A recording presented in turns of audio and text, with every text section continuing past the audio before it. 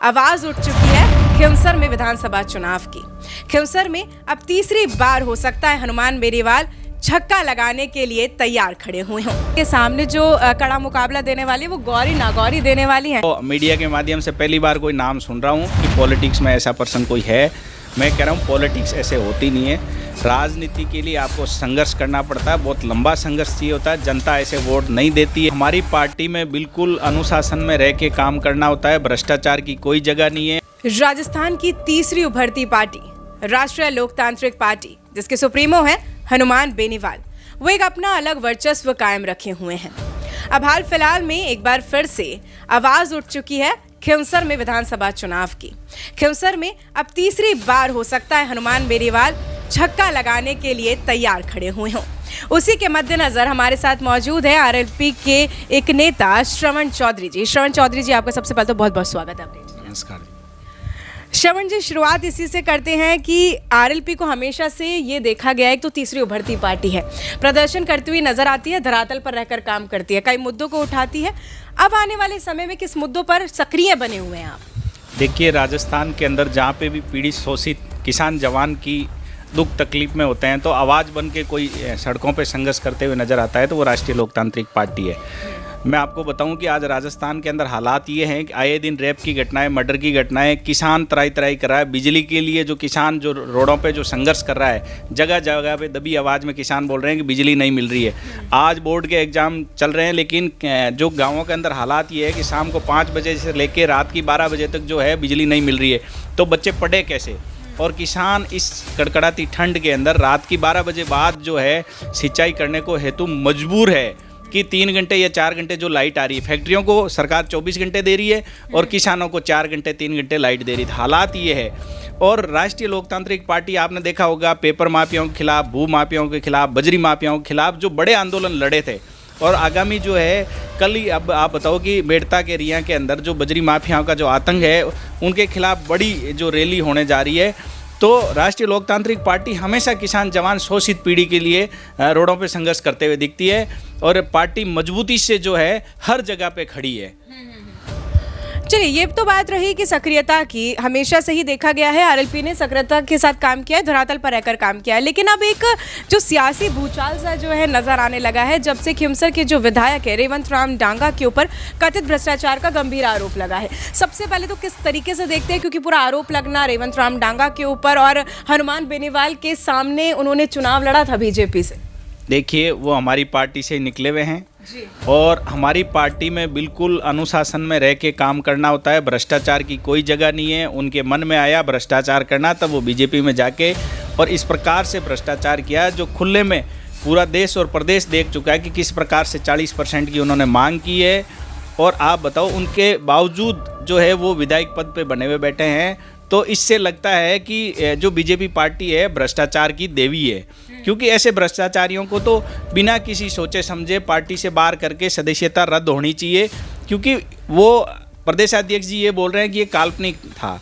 आप बताओ, जो हाथ में 50,000 की गड्डी लिए हुए खड़ा है इंसान, और वो काल्पनिक कैसे हो सकता है? जब मीडिया ने बाकायदा सारे एविडेंस दिए, प्रूफ दिए, उसके बावजूद ही उनको काल्पनिक लग रहा है। तो इससे बड़ी दुर्दशा इस प्रदेश की हो नहीं सकती कि भ्रष्टाचारियों को जो है बचाने का काम बीजेपी पार्टी कर रही है। मैं तो चाहूँगा विधानसभा अध्यक्ष जी से भी कि ये जो राजस्थान के जनता का जो विश्वास है वो विधायकों के ऊपर से उठ जाएगा यदि आपने इनकी सदस्यता रद्द करके इनको बाहर का रास्ता नहीं दिखाया तो। पर प्रदेश अध्यक्ष जो मदन राठौड़ है, उन्होंने हाल फिलहाल में एक प्रेस कॉन्फ्रेंस का आयोजन किया था। उसमें प्रेस कॉन्फ्रेंस में वो बोलते नजर आए थे कि जिस तरीके से कसाब को दूसरा मौका दिया गया था, कसाब को जैसे मौका मिला था ऐसे रेवंत राम डांगा को मिलना चाहिए। इस तरीके के बयानबाजी, क्योंकि जो कसाब है वो एक आतंकवादी था, उसने ताज होटल में इतना बड़ा कांड किया था, इतने लोगों की जो है मृत्यु हो गई थी, और रेवंत राम डांगा को उसी के साथ जो है कंपेयर करना किस तरीके की मानसिकता को दर्शा रहे हैं? देखिए, उन्होंने अपना आप में ही कह दिया कि हमारा विधायक है वो देशद्रोही है। कसाब से कंपेयर करने का मतलब ही देशद्रोही है। कसाब जैसे आप कंपेयर करते ही इसका मतलब है कि वो देशद्रोही और जनता द्रोही है। जनता के हितों के ऊपर कुठाराघात हो रहा है। और उनको प्रदेशाध्यक्ष जी को थोड़ा और तरीके से बोल के यदि आपने कसाब की संज्ञा भी दे दी है तो आपको उनको समय रहते जो है पार्टी से बाहर करके बाहर का रास्ता दिखा के सदस्यता रद्द के पुनः चुनाव कराने चाहिए। जब जनता में मैसेज जाएगा कि हाँ भाई भ्रष्टाचारियों की जगह नहीं है, नहीं तो ये विधानसभा को और कलंकित करेंगे, जो पवित्र जगह है, जो जनता के हक अधिकार की बात होती है, जहाँ कानून बनते हैं, वहाँ ऐसे भ्रष्टाचारी बैठे रहेंगे तो क्या मैसेज होगा पूरे देश और प्रदेश के अंदर। तो समय रहते ऐसे लोगों को बाहर करें। और कसाब की संज्ञा देना मतलब आपकी पार्टी के अंदर देशद्रोही लोग बैठे हुए हैं और आप देशद्रोहियों को शरण दिए हुए बैठे हो। प्रदेश अध्यक्ष जी को जब आपने कह ही दिया तो आप देशद्रोहियों को शरण क्यों दे रहे हो, उनको बाहर करो। पर जिस तरीके से श्रवण जी आपने बताया कि रेवंत राम डांगा के ऊपर इस तरीके से बातचीत हुई, अब जो है आने वाले वक्त में कहीं ना कहीं कयास लग रहे हैं कि चुनाव हो सकते हैं खींवसर विधानसभा सीट पे, तो क्या लग रहा है कि हनुमान बेनीवाल किस तरीके से टक्कर देने वाले हैं? क्योंकि पिछली बार जब उन्होंने उपचुनाव में टक्कर दी थी तो पराजित हो नहीं पाए थे, और जिस तरीके से देखा जाए तो चुनाव जो है कहीं ना कहीं उतना गंभीर तरीके से लड़ नहीं पाए थे। कनिका बेनीवाल को उन्होंने जो अपनी धर्मपत्नी चुनाव लड़वाया था, आप काफ़ी करीबी में माने जाते हैं हनुमान बेनीवाल के, तो क्या लग रहा है, कुछ बातचीत हुई हनुमान बेनीवाल जी से कि चुनाव किस तरीके से लड़ेंगे? देखिए, पिछला चुनाव भी बहुत मजबूती से लड़े थे। पहले जो वोट आए थे, वोट परसेंटेज इंक्रीज हुए थे। जिस प्रकार से कांग्रेस पार्टी ने अपना सिंबल जो है बीजेपी के हाथों बेचने का काम किया, कांग्रेस की जमानत जब्त हुई थी, पूरी सरकारी मशीनरी, कांग्रेस बीजेपी एक हो गए। जब जाके चुनाव हम नहीं आ रहे हैं, जनता के कुछ लोग, चंद लोग जिनकी वजह से ये चुनाव लॉस हुआ था, आज जनता वहाँ की त्राई कर रही है। चुनाव आज करा लो, चाहे 6 महीने बाद करा लो, चाहे 2 साल बाद करा लो, 1001% हनुमान बेनीवाल जी वहाँ से चुनाव जीतेंगे। राष्ट्रीय लोकतांत्रिक पार्टी का परचम फहराएंगे खींवसर के अंदर। जो हालात इन्होंने पैदा किए हैं 40% वालों ने, लोगों के मन में आज किसान खून के आंसू रो रहा है, बिजली के लिए, पानी के लिए, यूरिया खाद के लिए। और आप बताओ किस प्रकार के हालात खींवसर के बना दिए। जिस खींवसर की मिसाल पूरे देश में पेश की जाती थी कि खींवसर के किसान खुशहाल है, आज उन किसानों के ऊपर जो है VCR भरने का काम है, उन किसानों को थाने में जो टारगेट कर के थानों में डालने का काम, ये जो टारगेट की राजनीति और द्वेष भावना की राजनीति है, वो भाजपा सरकार कर रही है। लेकिन अब जनता समझ चुकी है कि जनता ने एक बार धोखा खा लिया, और धोखा जनता ने नहीं खाया, ये धोखा कांग्रेस बीजेपी ने और मशीनरी ने मिलकर धोखा दिया जनता को। हालांकि वोट परसेंटेज हमारे बड़े हैं और हम उससे ज़्यादा और मजबूत स्थिति में हैं आज की तारीख में। चलिए, ये तो बात रही, आप लोगों ने बोला कि खींवसर विधानसभा सीट से इस बार कड़ा जो मुकाबला है हनुमान बेनीवाल देने वाले हैं, लेकिन इनके सामने जो कड़ा मुकाबला देने वाली है वो गौरी नागौरी देने वाली हैं। क्योंकि जब हमने एक इंटरव्यू किया था उस दौरान भी गौरी नागौरी ने कहा था कि हम बीजेपी से पहले तो वो टिकट मांगने की उम्मीद रखे बैठे। क्या लगता है कि बीजेपी उनको टिकट देगी? देखिए मैडम, पॉलिटिक्स में ऐसा कोई नाम मैंने तो सुना नहीं। मैं तो मीडिया के माध्यम से पहली बार कोई नाम सुन रहा हूँ कि पॉलिटिक्स में ऐसा पर्सन कोई है। मैं कह रहा हूँ पॉलिटिक्स ऐसे होती नहीं है। राजनीति के लिए आपको संघर्ष करना पड़ता है, बहुत लंबा संघर्ष चाहिए होता है। जनता ऐसे वोट नहीं देती है। बहुत सारे लोग आए थे फिल्म इंडस्ट्री से लेके, अलग अलग जो उनमें से लेके, और लोग नहीं मानते हैं। लोगों के लिए रात की 2 बजे दुख तकलीफ में जो फ़ोन उठाता है, जो रोडों पे संघर्ष करते हुए मिलता है, उन्हीं को नेता ऐसे नहीं बनता है, और नेता ऐसे लोग मानते नहीं हैं। अब क्या है कि आजकल क्या हर कोई नेता बनने चला है, और बिना संघर्ष नेतागिरी लंबी नहीं चलती है। मन में आ गया नेता बन गए, मन में आ गए और कुछ बन गए, ऐसे नहीं बना जाता है। एक जनता के लिए लंबा संघर्ष के बाद में नेता उभर के आता है, जब जनता उनको एक्सेप्ट करती है कि हाँ ये हमारे नेता है। और इन चीज़ों में मैं कंट्रोवर्शियल चीज़ों में नहीं पड़ के मैं इतना ही आपको कहूँगा कि नेता बनने के लिए मीडिया को तो अच्छे से पता है कि किस प्रकार से लाठी खानी पड़ती है किसान जवान के लिए। आप बताओ, किसान आंदोलन मुझे याद है, यही ठंड के दिन थे, कड़कड़ाती ठंड के दिन। हमने 65 दिनों तक हम लोग शाहजहाँपुर बॉर्डर पे थे, और पूरे इस राजस्थान प्रदेश से एकमात्र पार्टी थी, वो राष्ट्रीय लोकतांत्रिक पार्टी थी। और हनुमान बेनीवाल जी ने सत्ता को ठोकर मारी। राजनीति में बहुत त्याग, बलिदान, तपस्या करनी पड़ती जब जाके एक नेता बनता है। पर लेकिन गौरी नागौरी ने तो साफ चुनौती दे दी है। उन्होंने तो कहा है कि अगर मेरे सामने हनुमान बेनीवाल भी आ जाए, कुछ भी आ जाए, मैं तो चुनाव इस बार जीत के रहूंगी और लड़कर रहूंगी। और उन्होंने खुली चुनौती दी है। उन्होंने कहा कि मुझे बच्ची समझने की बिल्कुल भी गलती मत करना, और अगर कर भी रहे हैं तो मैं आपको बार बार ये बताने की कोशिश करूंगी कि हनुमान बेनीवाल को उन्होंने साफ चुनौती दी है। देखिए, आप किस तरह नज़रिए से देख रहे हैं? देखिए, चुनाव लड़ने की स्वतंत्रता है, हर कोई चुनाव लड़ सकता है, कोई भी चुनाव लड़े, ये स्वतंत्र भारत है, इसमें सबको अधिकार है चुनाव लड़ने का। लेकिन रही बात पॉलिटिक्स की, कि हनुमान बेनीवाल जी का कंपेयर करना और हनुमान बेनीवाल जी के सामने राजनीति करना, हनुमान बेनीवाल जी का आज उत्तरी भारत के सबसे बड़े किसान नेता है और उनसे कंपेयर करना और उनके लिए ये चीज़ें करना बहुत इजी नहीं होगा। लोग यदि कोई गलतफहमी पाले हुए हैं तो वो गलतफहमी नहीं पालें ऐसी, क्योंकि हनुमान बेनीवाल जी ने सरकारों से टक्कर ली है। हनुमान बेनीवाल जी इस हिंदुस्तान के जाने माने किसान नेताओं में से हैं। इतना आसान नहीं है। ये छोटी मोटी जो चीज़ें हुई है पिछले दिनों में, जैसे मान लो कि हमारी पार्टी से कुछ लोग चले गए और वो बातें कर रहे हैं, उनसे कुछ नहीं होना। तो मैं यही कहूँगा, जिनको राजनीति करनी है राजनीति के मैदान में आ जाएं, कोई दिक्कत नहीं है। लेकिन हनुमान बेनीवाल जी से टक्कर लेना आसान काम नहीं है, क्योंकि सरकारें भी टक्कर ले लेके सरकार, आप बताओ कि पूर्व मुख्यमंत्री जी थी जो हनुमान बेनीवाल जी टक्कर आज कहाँ है? आप बताओ, गहलोत साहब का बेटा है वो हार गया, कैसे हारा, क्यों हारा? ये चीज़ें बहुत बड़ी बातें हैं। तो मैं इतना ही कहना चाहूँगा कि स्वतंत्र भारत में सब चुनाव लड़ें, लेकिन जनता के हक अधिकारों की लड़ाई लड़ते लड़ते नेता बनता है, ऐसे नहीं बनता। क्या आप उनको मानते ही नहीं है प्रतिद्वंदी के तौर पर कि वो चुनाव भी लड़ पाएंगे या वो एक मुकाबला भी दे पाएंगे? आपको बिल्कुल कोई डर नहीं है उनका? क्योंकि नागौर की बेटी है, देखिए नागौर की बेटी है। डर हम बड़े नेताओं के सामने जो चुनाव लड़ चुके हैं, अशोक गहलोत, वसुंधरा जी और है ना राजस्थान सरकार की भाजपा सरकार के सामने हम 3 बड़े चुनाव लड़ चुके हैं। हमें कोई डर नहीं है। ऐसे खूब लोग आएंगे, खूब जाएंगे। हर 6 महीने में नए नेता आते हैं, 6 महीने बाद ख़त्म हो जाते हैं। इन चीज़ों का कोई नहीं, नेतागिरी होती नहीं है ना। हमें पता है कि फील्ड में कैसे नेतागिरी होगी। 10-10 साल, 20-20 साल नेताजी को संघर्ष करते हुए आज 25 साल हो गए। 18 से 26 आ गया। जब मैं पार्टी के प्रदेश कार्यकारिणी में जुड़ा था तो 2018 में पार्टी बनी थी। उससे पहले से हम नेताजी से जुड़े हुए हैं। हम कॉलेजों से निकल के संघर्ष करके, लाठियाँ खा के, किसान जवानों के लिए धरने प्रदर्शन, उनके हक अधिकार की लड़ाई। मैं कह रहा हूँ कि आप है ना करो ना 4 आंदोलन, कौन रोक रहा है? इतना बड़ा प्रदेश पड़ा है। यदि किसी को राजनीति करनी है तो मैं मुद्दे बता रहा हूँ। मैं तो किसान जो है बिजली के लिए तराई तराई कर रहे हैं, खड़ा करो प्रदेश के अंदर किसान आंदोलन, कौन रोक रहा है? बजरी माफिया के खिलाफ लड़ो, पेपर माफिया के खिलाफ लड़ो।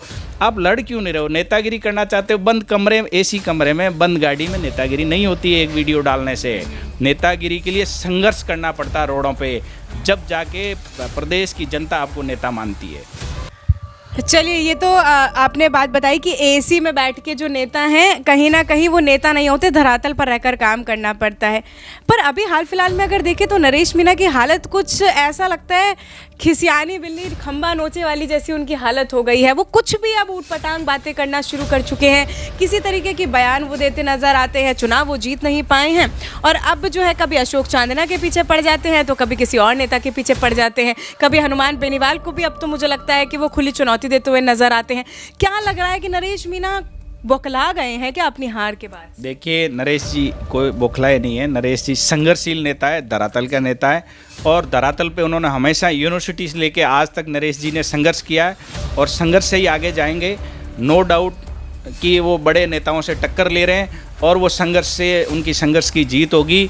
बहुत मजबूत नेता है और युवाओं में एक क्रांति लाने वाला नेता है। हमेशा हक अधिकार की लड़ाई जैसे हनुमान बेनीवाल जी लड़ते हैं, वैसे ही नरेश मीणा जी भी सड़कों पे संघर्ष करते हुए नजर आते हैं। उनको बंद कमरे, एसी उनको पसंद नहीं है। वो हमेशा उन्होंने संघर्ष की राह चुनी है और जो संघर्ष की राह चुनी है उसका भविष्य हमेशा उज्जवल होता है। और नरेश जी हमेशा आपको सड़कों पे नज़र जो है लड़ते हुए नजर आते हैं। हाड़ौती में बहुत मजबूती से वो है, उन्होंने चुनाव लड़ा, निर्दलीय चुनाव लड़ा। आप बताओ, भाई साहब ने उनका समर्थन दिया, सपोर्ट किया तीसरे मोर्चे के रूप में और आने वाले समय में और मजबूत होंगे। वो नो डाउट मजबूत नेता है। खिवसर से अगर चुनाव होते हैं तो कहीं ना कहीं आप भी बहुत ज़्यादा जो है हनुमान बेनीवाल के करीबी माने जाते हैं, तो क्या लगता है कि कहीं ना कहीं आपको भी टिकट दी जा सकती है आरएलपी?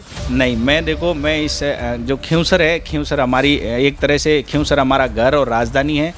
हम सब लोगों की इच्छा है कि वहाँ नेताजी के जो है परिवार ही चुनाव लड़े, आरएलपी के सिंबल से चुनाव कोई भी लड़े। वहाँ जनता जो है उनको पसंद करती है और जनता उनके साथ है मजबूती से। जो हालात इन्होंने पैदा किए हैं और कुछ चंद लोगों से जो गलती हुई है जो खिवसर के अंदर, अब जनता आने वाले 25 साल तक ये गलती, 30 साल तक ये गलती नहीं करेगी। मुझे ये पूर्ण विश्वास है, क्योंकि जनता जो दुख तकलीफ जो झेली है जनता ने, जो पिछले 20-25 साल से जो खिवसर के अंदर जो एक अच्छा जो सुशासन लागू हुआ था, सड़कों के जाल बिछे थे, घर घर लाइट, पीने का पानी, जो सुविधाएं, किसान आराम से अपना काम कर रहा था शांति से, लेकिन उनको किसानों को उजाड़ने का काम इस भ्रष्टाचारी आदमी ने किया।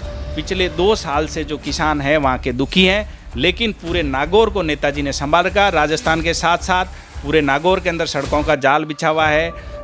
एकमात्र सांसद है पूरे जो है अपने राजस्थान के, जिन्होंने सबसे ज़्यादा जो फंड खर्च करके पुराने पड़े हुए लैप्स फंड को उठा के और जो है ना विकास के लिए लगाया है। तो ऐसा नेता हम चाहते हैं कि और मजबूती मिले और नेताजी ही जो है वहाँ से नेताजी के परिवार चुनाव लड़े। हमारी सब लोगों की हार्दिक इच्छा यही है कि आरएलपी सिंबल से चुनाव जो है वह मजबूती से लड़ेंगे और चुनाव जीतेंगे हम। एक आखिरी प्रश्न है, अगर गौरी नागौरी ये बोलती है कि मैं आरएलपी से चुनाव लड़ना चाहती हूँ, हालांकि वो बीजेपी से चुनाव लड़ने की जो है उम्मीद लगाए बैठी हुई है, पर अगर कहीं ना कहीं वो हनुमान बेनीवाल से ये उम्मीद रखती है कि मुझे आरएलपी से टिकट दे दीजिए, मैं आप लोगों के साथ खड़े होकर चुनाव लड़ूंगी, तो क्या लगता है कि सपोर्ट करेंगे आप लोग गौरी नागौरी? देखिए मैडम, पार्टी के अंदर एक सिस्टम होता है जी। पार्टी की प्राथमिक सदस्यता ग्रहण करनी पड़ती है, ठीक है, फिर पार्टी के लिए काम करना पड़ता है, फिर पार्टी की कोर कमेटी होती है। मैं ये नहीं निर्णय ले सकता, निर्णय राष्ट्रीय अध्यक्ष और पार्टी के जो पूर्व एमएलए, पूरे पार्टी की जो कार्यकारिणी है वो सारे मिलके ये तय करते हैं किसको चुनाव लड़ना है, किसको नहीं लड़ना। प्राथमिक सदस्य नहीं है, पहले प्राथमिक सदस्य लेके उनको जुड़ना पड़ता है। पार्टी में तो सब लोग रह के चुनाव लड़ो, कौन मना करता है, लेकिन आप सबसे पहले तो पार्टी को ये तो प्रूव करो कि हाँ हम पार्टी के सदस्य हैं। जब आप पार्टी के अंदर ही नहीं हो, पार्टी के अंदर आओ, पार्टी के लिए काम करो। पार्टी के जो है कमेटी अपना आप निर्णय करती है कि किसको चुनाव लड़ाना, किसको नहीं लड़ाना। तो ये थे हमारे साथ आरएलपी के नेता श्रवण चौधरी। इन्होंने बताया कि किस तरीके से अगर खिमसर में विधानसभा चुनाव होते हैं तो सारी प्रक्रिया क्या कुछ रहने वाली है और किस तरीके से हनुमान बेनीवाल इस बार कड़ा टक्कर देते हुए नजर आएंगे। हालांकि ये अभी तक सिद्ध नहीं हो पाया है कि खिमसर पर विधानसभा चुनाव एक बार फिर से होंगे या फिर नहीं, क्योंकि रेवंत राम डांगा के ऊपर जो कथित भ्रष्टाचार के गंभीर आरोप लगे थे उसकी अभी तक पुष्टि नहीं हो पाई है। हालांकि सदाचार कमेटी बैठी हुई है, उसके ऊपर पुष्टि करने के लिए सारी चीज़ों पर क्या कुछ फैसला रहता है, क्या कुछ पूरी जो है चीज़ें रहेंगी वो हम आपको बताते रहेंगे, दर्शाते रहेंगे और पल पल की जो अपडेट है वो देते रहेंगे। मैं आपके साथ प्रिया बंसल, अपडेट इंडिया जयपुर।